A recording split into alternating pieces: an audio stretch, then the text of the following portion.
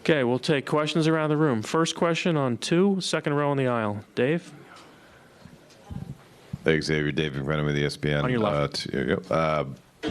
What was it like for you as a teammate to see Jalen and Jason outscore the Mavericks on their own in the third quarter, and then both of them make key plays down the stretch in the fourth after the Dallas had made it a game again?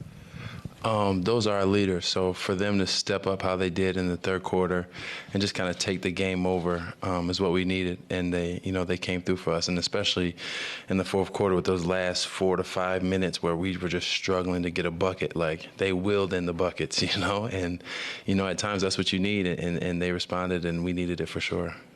Fifth row on the right.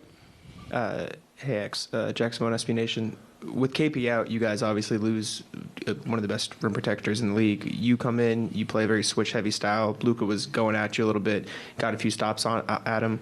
What's it like sort of playing this different brand of basketball when you have to just step in with guys who've been playing a different brand with KP sort of on the back line and then being able to let the guys pass him? Like, how easy is it to just jump in and be ready to go?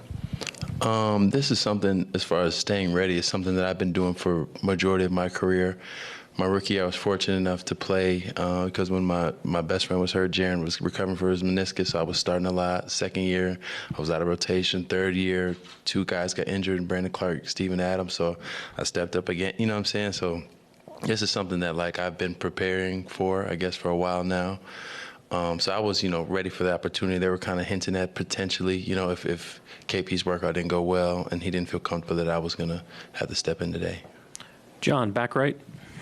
John Corrales, Boston Sports Journal. Joe said that he went to you because of your time in Memphis and because you are familiar with a similar defensive strategy against Luka Doncic and the Mavs. Can you kind of walk us through that, how comfortable you were and how helpful that was in you stepping in? Yeah, I'm very comfortable. I feel like switching is like my bread and butter defensively. That's something that allows me to use my quick feet and my strength to be able to kind of bump guys off versus being in a drop coverage and having to use my vertical leap.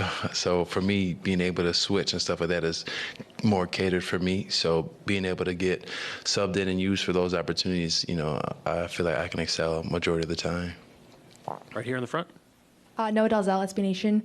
Xavier, you've had relatively limited stints during this postseason, but now on the most important stage, you're playing really significant minutes and hitting a really important 3. What are the emotions that you felt in that moment when you saw that shot go in, the bench go crazy, and what are you feeling right now? I knew that when I saw Maxi Kleber go to the block that I was going to shoot regardless of anything. And then, their bench was talking, so it was kind of cool to be able to hit it and look at the bench as well. But to hear, the bench going crazy on our end, guys like Svi and O'Shea and stuff like that, it was pretty awesome because those are my guys. Those are my SRG guys. Each day in and day out, we go to war with each other to try to better each other, to be ready for whoever's name gets called. So for them to celebrate me and be hyped for me is pretty cool. Steve, up front. Steve Buckley from The Athletic. Coach was sharing some UFC with us before the game about when you think you have your opponent beaten, that's when you're going to sucker punch you and so forth. Mm-hmm. Well, now you're up 3-0, and you're at the precipice of winning a championship. What are you expecting from your coach over the next couple of days to reinforce that message? I expect him to do whatever is needed for us to be ready to go. I feel like for us coming into this next game, we have to be locked and loaded. I feel like we can't come in there thinking that they're going to roll over. Even though we were up 20 today, they didn't quit, So for us, being up 20 is not enough. We got to try to push the lead as far as we can. And, I expect Coach to go over the film probably tonight, knowing him. And tomorrow we're going to have a game plan as far as the things that we could, work on and come into practice tomorrow and be ready to work on it. Any other questions? Thank you. Yep.